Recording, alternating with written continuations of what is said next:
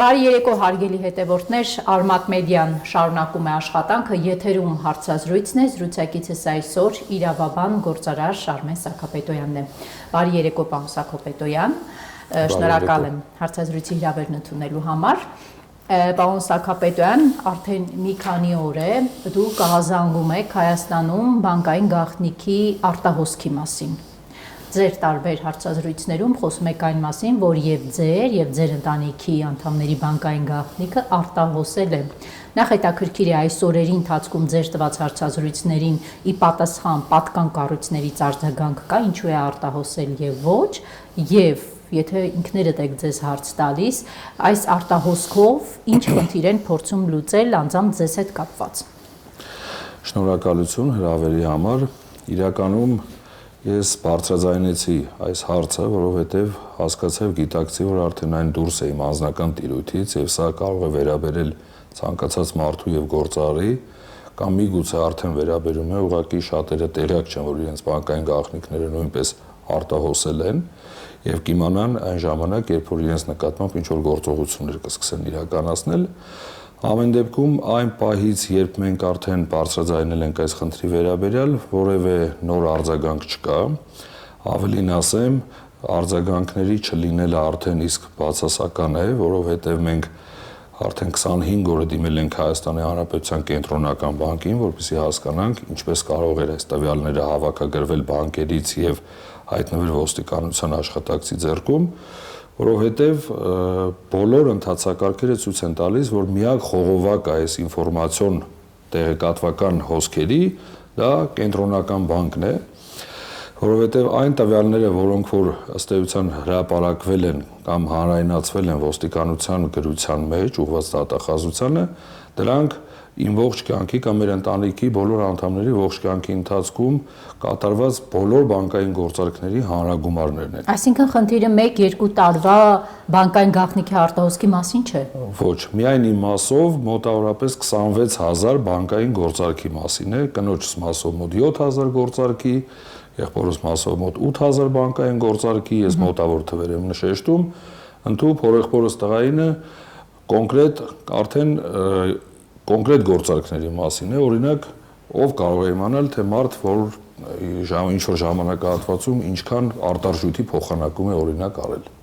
Անկամ դա արտահոսել է։ Այո, այսինքն կան եւ ընդհանրական ամփոփ տվյալներ եւ կոնկրետ գործարքներին վերաբերող տվյալներ։ Տեսեք, հայաստանյան առևտրային բանկերը, մասնավոր 17 բանկ ունենք, բոլորն էլ վերահսկվում են կենտրոնական բանկի կողմից։ Դուք ասում եք դիմել են կենտրոնական բանկին հասկանալու համար ինչու ինչ են պատասխանել։ Դե բանկերը սկզբից մենք դիմել ենք բանկերին հասկանալու համար արդյոք նրանք համապատասխանում են միջազգային ISO ստանդարտով սահմանված անվտանգության տեղեկատվական անվտանգության չափանիշներին, բոլորը ներկայացրել իրենց սերտիֆիկատները, սա ինչի համար են կարել, որպեսզի բացառենք բանկերում ներքին անվտանգության համակարգերի բացակայությունը, այսինքն բոլոր համակարգերը բանկերում գործում են, բնականաբար դա չէր կարող լինել այսպես ասած հակերային արտահոսք, եւ դրանից հետո կոնկրետ ուղղել ենք հարցերը բանկերին, որոնք որ պատասխանել են, որ մենք ոչ մի տվյալ չենք տվել որևէ մեկին։ Բնականաբար ես օբյեկտիվ դաշտում նայելով հասկանում եմ բանկերի վիճակը, նրանք ինչ որ մի առումով ճնշված են կամ սահմանափակված են ընդդեմ կենտրոնական բանկի ինչ որ մի բան ասելու, բայց մենք էլ ունենք ընկերներ, վերջը այս քաղաքը շատ փոքր է եւ տարբեր բանկերից կարելի է ստանալ ընկերական տեղեկություններ, թե ինչպես է դա տեղի ունենում, ավելին ասեմ, հարգելի աղավնի, ես ինքս ի պաշտոնե 3 տարի ղեկավարել եմ տարբեր օպերատիվ կառույցներ եւ իմ աշխատանքի բերումով ուղղակի տիրապետում եմ, թե ինչպես դա կարող է տեղի ունենալ։ Այսինքն հրահանգով առանց դատարանի որոշման առկայության ինչ որ մեկի հրահանգով բանկը կարող է օրինակ իմ բանկային տվյալները, բանկային գաղտնիքը տալ օրինակ ոստիկանության աշխատակցի։ Մենք հիմա այս վիճակում ենք։ Ըստ էության այո։ Բայց մի քիչ հետ գնալով, Ինչու եք դուք առհասարակ, պարոն Սաքապետյան, հայտնվել ԿՊԱԿ-ական իշխանության ուշադրության կենտրոնում։ Ես այն օրը ազգային ժողովում լսում էի Հայաստան խմբակցության падգամավոր Մեսրոպ Մանուկյանի ելույթը, վերջինս անդրադառնալով բանկային գաղտնիքի արտահոսքին ասաց, բերեց հենց ձեր օրինակը եւ ասաց, որ Արմեն Սաքապետոյանը ԿՊԱԿ-ականների գլխարկը չի դրել, դրա համար հայտնվել է իրավապահների թիրախում։ Գլխարկն է պատճառը, թե այլ բան, որովհետև տևական ժամանակ է, որ ձեր շուրջ ինչ-որ գործընթացներ են։ Նայեք, այնինչ քննարկվում է ազգային ժողովում, ես չեմ մեկնաբանի դրանք, որովհետև դա քաղաքական հարթակ է եւ քաղաքական հարթակում կարող են հնչել տարբեր մեկնաբանություններ, տարբեր կարծիքներ, այդ թվում եղավ նաեւ հենց պարոն Մանուկյանի խոսքին նաեւ հակադարձում, թե երբ է սկսվել իմ նկատմամբ գործընթացները եւ երբ եմ սկսել խոսել բանկային գաղտնիքի մասին, ամեն դեպքում ես ինձ չեմ համարում քաղաքական մարդ, ես ինքս քաղաքականության մեջ ներգրաված չեմ, ես գործարար եմ եւ քաղաքական զոհի կերպարով ես չեմ հանդես գալիս, սա ամենակարևորը կուզենայի ընդգծել, այստեղ խնդիրը մի քիչ ավելի խորքային է, որ այս գործողությունները, որոնք որ իրականացվել են կամ ընդհանրապես իրականացվում են, խոսքը այս օպերատիվ հետախուզական միջոցառումների մասին է, որը հետագայում հիմք է հանդիսանում ապօրինի ծագում ունեցող գույքի բռնագանձման վարույթների համար, ես այլ վարույթներով չգիտեմ, չեմ կարող իմանալ, բայց իմ վարույթի դեպքում ես դեմ չեմ, որ իմ նկատմամբ որևէ վարույթ իրականացվի։ Ես հասկանում եմ, որ ես գիտակցում եմ, որ ես զբաղեցրել եմ հանրային պաշտոն, հանդիսացել եմ հայտարարատու պաշտոնատար անձ եւ ցանկացած ժամանակ պետությունը, էական չի ով է իշխանությունը, իրավունք ունի ստուգելու իմ կատարած գործարքները կամ իմ ունեցվածքը։ Այսինքն դուք դեմ չեք, որ ԿՊԱԿ-ական իշխանությունը ապօրինի գույքի գործընթացով ձեզ անցկացնում է, դուք դրան դեմ չեք։ Ոչ, ես ավելին ասեմ, հարգելի աղավնի, ես ընդհանրապես դեմ չեմ այդ ինստիտուտին։ Ես ավելին կարծում եմ, որ այդ ինստիտուտը անհրաժեշտ է ցանկացած զարգացող պետության համար։ Այդ ինստիտուտը պետք է նաև այն հասարակությունների համար, որտեղ կա անհամերաշխություն։ Այսինքն սա նաև հանրային համերաշխության ինչ-որ մի գործիք է։ Ես դեմ եմ այս ինստիտուտի օգտագործումը անհատական կամ պատժիչ գործողություններ կատարելու համար, իսկ քանի որ ես քաղաքական մարդ չեմ, ես իմ պատժիչ գործողությունները իմ նկատմամբ տեսնում եմ իրավասու մարմնի կողմից, որը որ հենց առաջին օրվանից ըստ էության գործել է օրենքից դուրս։ Իմ խնդիրը նաև միայն բանկային գաղտնիքի արտահոսքը նկատի ունեք, այդ 11 օրենքից դուրս։ Իհարկե ոչ։ Օրենքից դուրս բանկային գաղտնիքի արտահոսքը դա ընդամենը մեկնարկն է։ Այս ամբողջ գործընթացի մեկնարկն է։ Ես հիմա ամբողջ շեշտադրումը կամ ամբողջ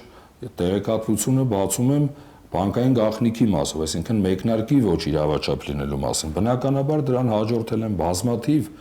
ապօրինություններ, օրենքի կոպիտ խախտումներ, որոնց ես հետագայում անդրադառնալու եմ։ Ինչ օրենքի կոպիտ խախտման մասին եք խոսում, բանկային գաղտնիքի արտահոսքը հասկացանք, չկա դատարանի որոշում։ Իրեն պարոն Սաքապետյան, ինչ ճիշտ եմ, չէ՞ հիշում, որ մինչև 2018 թվականը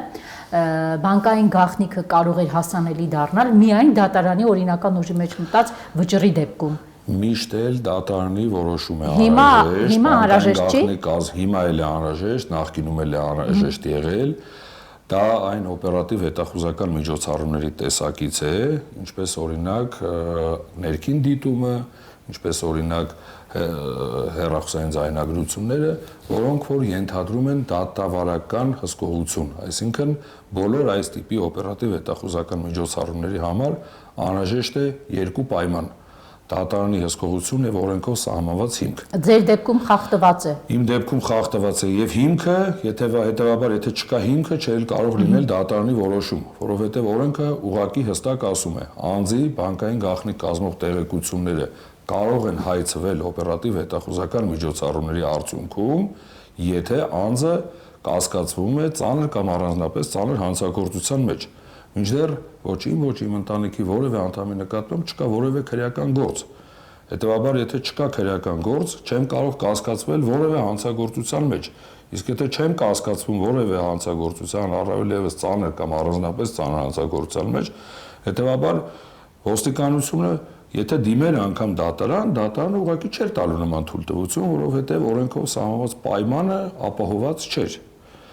Հետևաբար ակնհայտ է, որ այստեղ այս ամբողջ տեղեկատվությունը ձեռք է բերվել զարտուղի ճանապարհով։ Ինչու ինչ որ մի կերպ ձեր դեմ օգտագործելու որպես մահակ, չգիտեմ, ձեզ ճնշելու, ինչու տողատակը նպատակը ո՞րն է այս արտահոսքի։ Ես անկեղծ չեմ կարող ասել, ըստ էության ես հայտնվել եմ այն առաջին ալիքի մեջ, երբ որ սկսվեց ապօրինի ծագումնոցով գույքի բռնագանձման վարույթները կամ վարույթների հարուցումը, ես ինքս ինձ չեմ համարում այս հանրապետության top 100 կամ top 10 կոռուպցիոներների շարքի մեջ, ես ընդհանրապես ինձ կոռուպցիոներ կամ կոռուպցիոն գործարքների մեջ ներգրաված անձ չեմ համարում, բայց եթե նայենք մենք իրավասու մարմնի աչքով, ապա ես համարվել եմ այս երկրում top 10-ի կամ top 50-ի մեջ ընդգրկվող անձ, որ ուղղակի միանգամից սկսել են իմ նկատմամբ իրականացնել նմանատիպ կոպիտ խախտումներով վարույթներ։ Իդեպ խախտումների թեման շարունակելով, բանկային գաղտնիքի արտահոսքը մեկն է, խոշորն է, մյուս խախտումների ինչպիսին է։ Ես խնդրեմ ձեզ թույլ տաք, որպեսզի հետագայում ես խոսեմ այս խախտումների մասին, որոնք արդեն դրանք վերաբերում են վարույթի հարուցումից հետո տեղ գտած ապօրինություններին, որովհետև դրանք շատ են եւ ես այս պահին նպատակարար չեմ համարում այդ հարուցումից հետո տեղի ունեցած գործընթացների մասին մանրամասն խոսել, բայց մոտ ապագայում ես անպայման խոսելու եմ դրա մասին։ Իրավապահ համակարգը, դատախազությունը որքան գումար է ձեզանից ուզում, ըստ իրենց որքանն է անցնում այսպես որպես ապօրինի, հա։ Ինչ են ձեզնից ուզում։ Մենք էլի գնում ենք, մտնում ենք վարույթի մեջ, ես sense շատ կարճ պատասխանեմ, ավելի ընդհանրական, որպեսզի հետագայում ինտրիգ չկորցնենք մենք։ Սկզբից մտել են մի պահանջով, դրանից հետո ներկայացրել եմ 112 ապացույց մոտավորապես իմ եկամուտների վերաբերյալ, որի դեպքում պահանջը էապես նվազել է, էապես մոտավորապես 7 անգամ, լավ, 70%-ով կներեք։ Այնուհետև եղել է ՍԴ որոշումը, որի արդյունքում եւս 10%-ով նվազել է ներկայացված պահանջը եւ իմ համար անհասկանալի փոփոխություն պայմաններում դատախազությունը տեղ ունեցած որոշակի փոփոխություններից հետո այն աճել է 12 անգամ։ Ինչու եք ասում ինձ համար անհասկանալի պատճառներ, ինչ է տեղի ունեցել։ Չգիտեմ, դատախազությունում փոփոխություններ են տեղի ունեցել, անդրադարձել են իմ վարույթին եւ դրա արդյունքում իրականացվել է վերահաշվարկ։ Եթե մենք մի փոքր բարձրից ամեն ինչին փորձենք նայել ու անձի մակարդակից դուրս գանք, հա, մեր երկրում առհասարակ գործարարությամբ զբաղվելը փաստորեն խրախուսվում է, թե հակառակն է տեղ ունենում, որովհետև դուք նաև գործարար եք, ոչ միայն կառուցապատման ոլորտում, այլ ոլորտերում եւս ներգրաված, եւ դուք ասում եք, ահա զանգում եք ձեր բանկային գաղտնիքի, ձեր հարազատների բանկային գաղտնիքի արտահոսքի մասին։ Ինձ հետաքրքիր է այսքանից հետո որ մի գործարարն է գալու Հայաստանում գործարարությամբ զբաղվի, որովհետև ես մի դեպքում փաստորեն լսում եմ գործարարի, որը ահա զանգում է իր բանկային գաղտնիքի արտահոսքի մասին։ Մյուս դեպքում տեսնում եմ կառավարության ընդունած որոշում, որով Եվրոպայից վարկ են վերցնում, որպեսզի Հայաստանում խթանեն ներդրումները։ Սրանք իրար հակասող բաներ չէ՞։ Գիտեք, ես շփվում եմ բազմաթիվ օտարերկրյա եւ ոչ օտարերկրյա տեղական ներդնողների կամ գործարարների հետ։ Բնականաբար այս վարույթը կամ այս հանգամանքը ապօրինությունների բոլորի համար դասեր լինում կամ բոլորը շատ խորությամբ փորձում են հասկանալ ինչ է տեղի ունեցել։ Գրեթե բոլորի մոտ առաջանում է նույն մտավախությունը իրենց նկատմամբ, իրենց մասով։ Եվ իհարկե այս եւ նմանատիպ այլ դեպքերը շատ մեծ բացասական ազդեցություն են թողնում ընդհանուր գործարար միջավայրի ձևավորման վրա։ Բայց ես կուզենամ նաեւ մյուս տեսանկյունից ասել, որը իմ համար իրականում անմեկնաբանելի է կամ անհասկանալի է, մյուս կողմից պետությունը ստեղծել է համապատասխան գործիքներ, որպեսզի խթանի տնտեսությունը կամ ներդրումները, եւ ես ինքս օգտվել եմ պետության կողմից ներդրած այս գործիքների հետ, խոսքը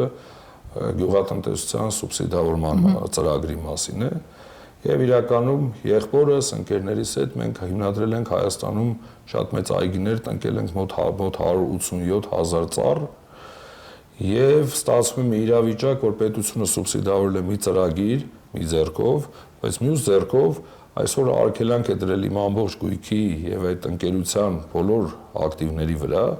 եւ ես ըստ էության չունեմ հնարավորություն այդ այգիները զարգացնելու կամ այդ այգիների պահպանումը շարունակելու, որպեսզի կարողանան բարեհաջող այդ ծրագիրը հասցնեն իր տրամաբանական ավարտին։ Այսինքն իմ կարծիքով պետության մեջ կա ինչ-որ մի անջրպետ, որ գործադիրը օրինակի համար չի գնահատում կամ չի տեսնում, թե ինչ է կատարվում իրավապահ համակարգում կամ հակառակը։ Նայեք, ամերիկյան իրավունքում կա շատ հետաքրքիր մի նորմ, որը կոչվում է կոռուպցիայի դեմ պայքարի ազդեցությունը տնտեսական երևույթների նկատմամբ։ Այնտեղ ցանկացած կոռուպցիոն բնույթի, դա կլինի քաղաքացիական կամ քրեական պայքար, ենթադրում է, որ պետք է լինի գնահատական, թե այս կոռուպցիայի դեպքով կատարվող սահմանափակումները ինչ ազդեցություն են ունենալու տնտեսության վրա։ Եվ այս լույսի ներքո է այդ ամեն ինչը գնահատում, այսինքն իրավապահ մարմին եւ կառավարություն, գործադիր մարմին կա այս նորմի ներքո կա հաղորդակցություն։ Հիմա իհարկե ես օգտվել եմ այս ծրագրից եւ սուբսիդավորման շնորհիվ ստեղծել ենք մենք բավականին մեծ ակտիվներ, բավականին մեծ աշխատատեղեր ենք ապահովում սահմանամերձ գյուղերում, բայց մյուս կողմից իրականում այս սահմանափակումները, որոնք իմ կարծիքով հենց մեկնարկի կետից եղել են ոչ իրավաչափ, խանգարում են կամ վտանգի են հասցնում այս ամբողջ նախագծերը։ Քանի որ դուք սահմանամերձ համայնքներում ստեղծել եք աշխատատեղեր ու այս մասով հիմա ունեք խնդիր, դիմել եք կառավարությանը, ինչ որ թույլ տան, որ ձեր հաշիվները օգտագործեք, որը սահմանամերձ համայնքում ստեղծված աշխատատեղի վրա բացասաբար ազդեցություն չունենա։ Ես ոչ միայն դիմել եմ կառավարությանը, այլ նաև դիմել եմ Հայաստանի Հանրապետության գլխավոր դատախազությանը, կամավոր խնդրելով, որպեսզի ինձ պատկանող ընկերությունը պետությունը վերցնի կառավարման, քանի որ կա ռիսկ, որ իմ ֆինանսական միջոցների սղությամբ պայմանավորված հնարավոր է այդ այգիները չորանան։ Ես կամավոր դիմել եմ դատախազությանը, որպեսզի վերցնեն այդ այգիները կամ այդ ընկերությունը կառավարմանը, ինչպես արվում է օրինակ տարբեր այլ դեպքերում։ Մինչդեռ դատախազությունը հրաժարվել է։ Դատախազությունը հրաժարվել է, այդ դեպքում հրաժարվելու եւ այդ կառավարման հարցը լուծելու հետևանքը։ Ըստ էության վերջնարդյունքը դա դատարանի որոշումն է, որ մերժել է միջնորդությունը։ Հետևանքը ինչպիսի հետևանքների է առնչվելու դուք։ Եթե ես չշարունակեմ իմ ընկերներից, ծանոթներից, բարեկամներից փող խնդրել, որպեսզի կարողանամ պարարտացման համար վճարել, աշխատողների համար վճարել, ջրի վարձը վճարել, հարկերը վճարել, ապա այս ամեն ինչ որ ստեղծվել է, դա ուղղակի կկորցնեմ։ Տեսեք, պարոն Սաքապետյան, շատ հաճախ ապօրինի գույքով անցնող գործարարները, անհատները պետության հետ երկար, այսպես պատմությունների մեջ չհայտնվելու համար նախընտրում են կարճ ճանապարհ գնալ հաշտեցման։ Դուք ինքներդ, քանի որ տեսեք ինչքան մեծ խնդիրների առաջ եք կանգնած, ինքներդ դիտարկել եք այդ հաշտեցման ուղին, ինչ որ մի մաս տալ, ընդհանրապես ազատվել։ Իսկ ինչի համար տալ։ Օրինակ, ով է պատրաստ մանկահասակ երեխայի բռնաբարության հոդվածով գնալ նստել բանտում, ես շատ ծայրահեղացված օրինակ եմ բերում, եթե ինքը նման բան չի արել։ Ինչու համար է, ինչ որ մեկը ինձ պետք է ապացուցի կամ հիմնավորի։ Գիտեք ինչ, այս վարույթների առանձնահատկությունը կայանում է նրանում, որ մեկ դարպասի վրա մենք ֆուտբոլ ենք խաղում, ես դարպասապահ չունեմ, եւ մյուս կողմը անընդհատ 11 մետրանոց հարված է կատարում։ Այն ամբողջ պատմությունը սրա մասին է։ Այս վարույթներով ընդհանրապես այն գործիքակազմը, որ կա քաղաքացիական դատավարության մեջ, իրավունքի պաշտպանություն, սրանք ամբողջությամբ սահմանափակված են պատասխանողների կողմից։ Անկամ դու հետագայում, եթե պարզվի, որ դու ճիշտ ես եղել եւ քո նկատմամբ եղել է ոչ պատշաճ հայցադիմում, լրիվ կամ մասնակիական չի, անգամ իրավունք չունես վնասների պահանջ ներկայացնելու։ Նայեք, քաղաքացիական դատավարության մեջ կողմերը հավասար են։ Եթե դուք դիմում եք դատարան եւ ասում եք, որ Արմենը ինձ պարտք է $10,000 եւ արգելանք եք դնում իմ հաշվին, միջնորդում եք, որ դատարանը արգելանք կիրառի, այդտեղ ես իրավունք ունեմ, ես էլ միջնորդեմ դատարանին, ասեմ այ ավնին որ ասում է $10,000 պարտք է, ես համաձայն չեմ, դե արգելանքի պայմաններում ես կրում եմ վնասներ, խնդրում եմ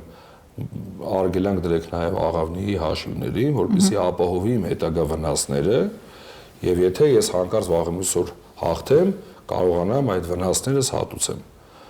Այս գործիքները քաղաքացիական դատավարությամբ սահմանված կողմերի հավասարության կամ իրավաբանության մեջ կոչվող զենքերի հավասարության սկզբունքը չի գործում ստեղ ուղղակի։ Այսինքն սա գործարարին սննկացնելու հեշտ ճանապարհ է դառնում, պարոն Սաքապետյան։ Ես չգիտեմ գործարարին սննկացնելու համար է արում նպատակը օրենքի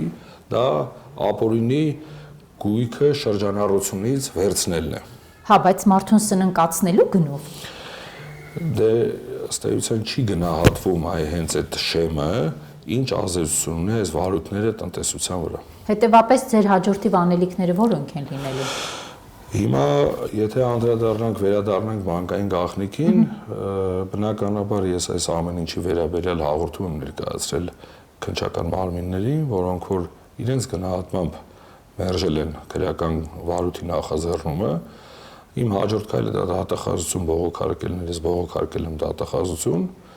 բնականաբար դատախազությունը հաստատել է քննիչների որոշումը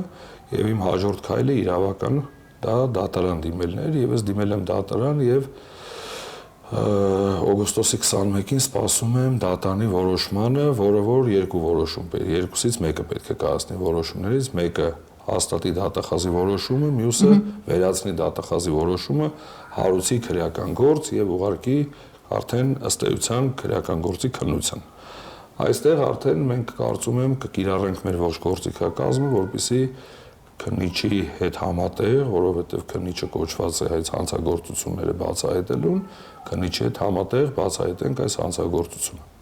Եվ այստեղ գործարար համայնքը անելիք ունի, որովհետև այսօր այս խնդիրը ձեզ է առնչվում, վաղը կարող է առնչվել մեկ այլ մարդու, այստեղ գործարար համայնքը միասնական անելու բան ունի, որովհետև այդ համայնքի անդամներից մեկի նկատմամբ այսպիսի գործընթաց է տեղի ունենում, ինչը կարող է այո բերել ցավալի հետևանքների։ Աղավնի ջան ունի, անկեղծ ասեմ, բայց ոչ մեկ չի ուզում խոսել այս մասին։ Ինչու՞։ Ամեն մեկի մի պատճառ ունի, մեկը օբյեկտիվ պատճառ, մեկը անձնական պատճառ, մեկը ունի վախ, մեկը ունի գործակցություն տարբեր մարմինների հետ, լավ գործնականի նկատի ունեմ, չգիտեմ, մեկը ինչ որ մեկից թույլտվություն է սպասում, մեկը ինչ որ մեկից լիցենզիա է սպասում, եւ ըստ էության քանի դեռ չի վերաբերում իրեն, ինքը չի ուզում խոսել։ Բնականաբար կան շատ գործընկերներ, գործարարներ, որոնք որ ասում են դու մենակը դուրս ես եկել համակարգի դեմ, փորձում ես ինչ որ ես իրականում համակարգի դեմ դուրս չեմ եկել։ Ես ամբողջ համակարգը սկսած դատախազական, քննչական, բանկային, ես համարում եմ իմ գործընկերները, նրանց հետ ես բազմաթիվ տարիներ աշխատել եմ այդ համակարգերում, ես տարիներ եմ ներդրել։ Բայց ինչու են ձեր գործընկերները ձեզ հետ այսպես վարվում։ Չեմ կարող ասել, չէ, ես իմ գործընկերներին չեմ ուզում անդրադառնամ, ամեն մեկը իր պատճառն ունի, միգուցե իրանք էլ ունեցել են խնդիր, ես պատշաճ ուշադիր չեմ եղել, ես չեմ գնահատում որևէ մեկին, ուղղակի ես նախընտրեցի խոսել, որովհետև երբ որ չես խոսում, հետո ինչ որ մի իրավիճակ է գալիս, ասում են բա այն ժամանակ ինչի՞ չէիր ասում, ես բոլոր ժամանակներում էլ խոսել եմ, հիմա էլ եմ խոսելու օրենքի, իրավունքի տրամաբանության մեջ։ Եվ մի վերջին հարց, պարոն Սաքապետյան, եթե դուք մնայիք պետական եկամուտների կոմիտեում եւ առհասարակ ԿՊ-ական իշխանության հետ աշխատեիք, դուք այսօր այս վիճակում կլինեիք։ Ես նախ չեմ պատկերացնում, որ կմնայի ՊԵԿ-ում աշխատելու, անկեղծ ասեմ, որովհետև իրականում 15 թվականից ես փորձել եմ դուրս գալ պետական համակարգից։ Եվ երբ որ ես իմ դիմումը գրեցի, ժպիտով ներկայացրեցի իմ վերադասներին այս ուրախությամբ ներկայացրեցի իմ դիմումը եւ հարց լսեցի, թե ինչու եմ ուրախ, ասացի ուղղակի թոթափեցի ես 18 տարվա բեռը պետական համակարգի։ Բայց մի կարևոր մի բան էլ կուզենամ հենց ՊԵԿ-ի մասին խոսել, գիտեք ինչ, հասարակության մեջ մի հատ տրամային տեղեկատվությունն է անընդհատ պտտվում, որ եթե ՊԵԿ-ում աշխատել ես, ուրեմն պետք է անպայման լինես կոռուպցիոներ, անպայման պետք է լինես թաթախված, չգիտեմ, տարբեր կոռուպցիոն սխեմաների մեջ։ Նայեք, ես չեմ բացառում, որ բոլոր ժամանակներում, այդ թվում նաև հիմա հնարավոր են կամ եղել են տարբեր կոռուպցիոն դրսևորումներ, դա անհնար է չլինի։ Ինչ մասշտաբի էլի տարբեր ժամանակահատվածներում ըստ զարգացման տարբեր մասշտաբներ են կրել։ Բայց ես կարևոր մի բան եմ ուզում ասել։ Պեկում աշխատել էր կամ աշխատում է 3300 հոգի, իրականում որոնց երևի 95 եւ ավել տոկոսը տեխնաջան իրենց աշխատանքն են կատարում հենց բյուջեի եկամուտների ապահովման գործում, իրականում պատասխանատու աշխատանքը։ Եվ մեկ տեղեկատվությամբ կամ այս տեղեկատվական ամբողջ տիրույթում վերել բոլոր ՊԿ աշխատողներին, այդ թվում նաև ինձ, դարձնել աշխարհի ամենամեծ կոռուպցիոները կամ Հայաստանի թոփ 10-յակի մեջ մտցնել կոռուպցիոներների, դա ուղղակի արդար չի։ Շնորհակալ եմ, պարոն Սաքապետյան, հաջորդիվ մեր հարցազրույցներում կխոսենք անշարժ գույքի շուկայում տիրող զարգացումների մասին։ Շնորհակալություն։ Հարգելի հետևորդներ, հիշեցնեմ Արմատ մեդիայի եթերում զրուցակիցս Արմեն Սաքապետոյանն էր, կհանդիպենք հաջորդիվ